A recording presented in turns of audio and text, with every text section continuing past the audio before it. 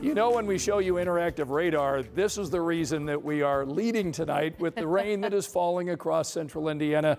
Be sure to have an umbrella handy this evening. We are tracking the rain tonight, and we start in the Weather Center with Angela, who's been following where the rain is and where it's headed. Yes, it's been an interesting day. We talked about this yesterday. The rain across the southern part of the state. Now it's finally inching its way north and west, and it's had a big impact on temperatures today, where we've had the rain most of the day.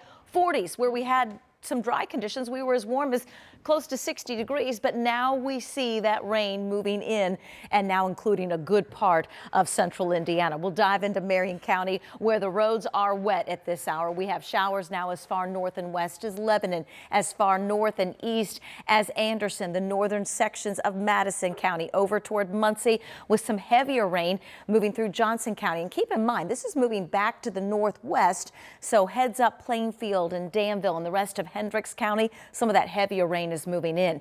South to Nineveh, Columbus, here's Interstate 65 over to North Vernon, Greensburg. We have rain in Brookville, Connorsville, and Liberty. You get the message here. It's going to be a rainy night for central Indiana. Future Track 13 keeps spinning this rain back to the west over the next couple of hours.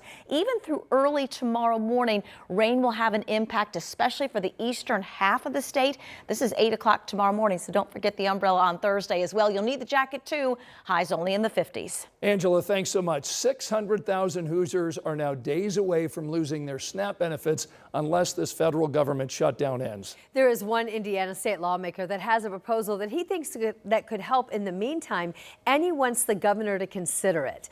Emily Longnecker is here to explain why the state says it won't work. Emily.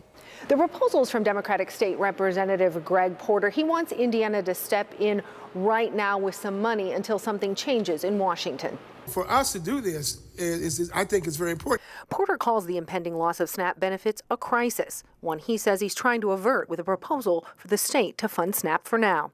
Wednesday, he asked his fellow lawmakers on the state's budget committee for their support before he takes it to the governor. It's just to help, to assist, to give an avenue for our governor and for the State Board of Finance to move forward to take care of Hoosiers in the coming weeks. Under Porter's proposal, the state would give $122 million to cover SNAP benefits for Hoosiers and another $10 million to food banks.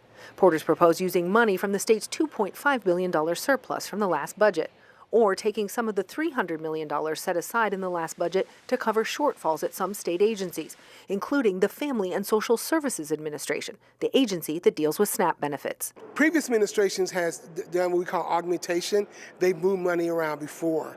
And if the State Board of Finance says we shall do this, we can do it. But Republican lawmakers who sit on the state budget committee had other concerns about how the money would get to people and voted not to consider the proposal at Wednesday's meeting. According to a spokesperson with FSSA, the issue comes down to how money gets onto EBT cards used by people who receive SNAP.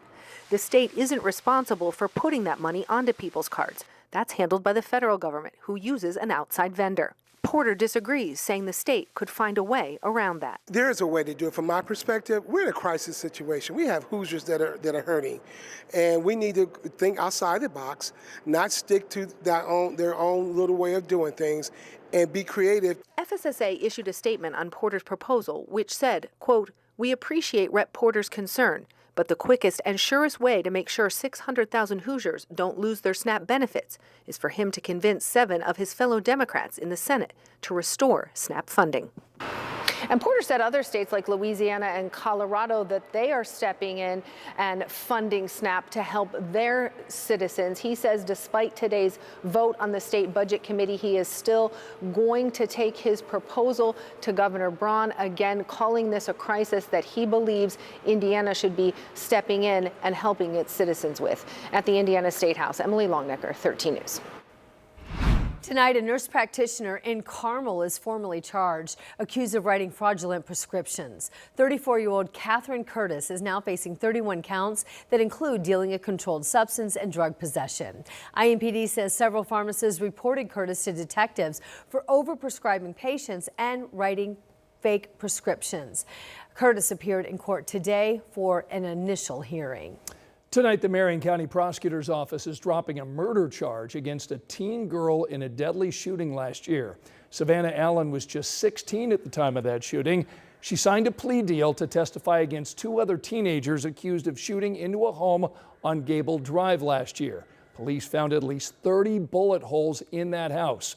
Allen will now plead guilty to assisting a criminal. A judge will decide her sentence. 25-year-old Adam Hart died in that shooting. He was shot in the head inside the home.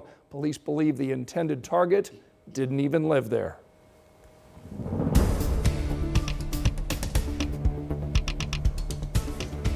Tonight, dozens of people are dead after Hurricane Melissa devastated Cuba and Jamaica. The cleanup and the recovery efforts in both islands now underway. And we do know that there are some people from right here in Indianapolis who currently are in Jamaica, the place where they chose to ride out the storm. You know, we've got Ella Rhodes joining us in studio tonight. So you talked with them. How are they doing? Yeah, well, the Taylor family, they are doing well as best as they can be, coping with really the devastation that they just witnessed. Very, very traumatic, obviously, going through a hurricane. But as they try to wrap their heads around what they just lived through, Brian and Barb Taylor had planned this trip for their 15th wedding anniversary. So this is them. Now, the video you're about to see, they took from their balcony as the storm approached. Just sheets of rain just battering the sky. Now, during the hurricane, they decided to camp out in the bathroom of their hotel room. This is still some video, though, of that super strong wind. Now, here you will see them camping out in that bathroom I had mentioned with the towels and the sheets and the mattresses. And these are just some of the photos that they shared with us after the storm. So despite the blue skies, trees are down on the beach, fallen cabanas. The lobby is littered with wood used to board up windows and damaged furniture. The Taylors say the hardest part is the employees at the resort not knowing how their families are holding up. It's tragic when we did a walk around this morning and to greet the staff, happy to see you, and they respond and how's the family, and then their face goes real sullen, and many of them haven't been able to contact them. The Taylors say they have power and electricity at their resort, so they've been able to stay in touch and contact their families. Their flight back to Indy is scheduled for Sunday, but they don't know if they'll be able to leave then. We're glad they weren't injured. Yes. Sorry about what they went through, but glad they're okay. Exactly. All right, Ella, thanks so much.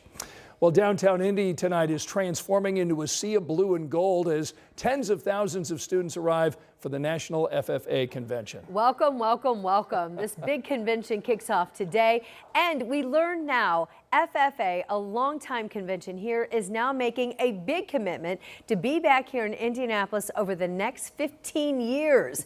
Jenna Webster joins us live after speaking to Visit Indy about sealing this deal. This is a big one, Jenna. Oh yeah, they're super excited about this, and that commitment is going to go through 2040. That FFA says they're going to have this convention here in Indianapolis. Now, Visit Indy says this is the furthest out event that they have booked right now. Again, that is 2040. We've got a few people kind of hanging around right now. 71,000 students from all 50 states are here this week. Even we saw some people from Puerto Rico that they're here for 4 days of agriculture education. We were at the convention center and just check out how many people are in here. Students I talked to say this is a great way to meet some new people and of course learn something new. We saw people checking out a truck driving simulation and learning about animal sciences. So there's a lot of agriculture knowledge that they can get this week. And Visit Indy says this week brings in $40 million to the city. But they hope that it's a little bit more than an economic impact. It's the epicenter of agricultural education. We want them to fall in love with Indy in the hopes that maybe when they all graduate and become agricultural leaders, they choose Indy as their forever home. Not to mention, they're out and about in the community these 4 days, even doing days of giving and community service projects. So really leaving a lasting legacy on Indianapolis. Yeah, and we think that is super cool. Visit Indy says this national event is just growing right alongside the city. And there's a lot of workshops and events that the kids are doing this week, but they're also showing off some really cool projects that they've done. One even has to do with mental health resources in Tennessee after Hurricane Helene. Again, a lot of events and workshops coming up this week. The Secretary of Agriculture, Brooke Rollins, is supposed to be speaking tomorrow before all this wraps up on Saturday. Guys. We're glad they're here this year and for the many years to come. Jenna Webster, downtown, thanks so much. When a young boy had a medical emergency from something he ate, his mom needed someone to help manage his meals. Still ahead, meet the local chef who stepped up to make sure that he got the food that he needs. Angela? Anne-Marie, soggy this evening, soggy tonight, even into early tomorrow when the rain moves out, and staying cool in your forecast.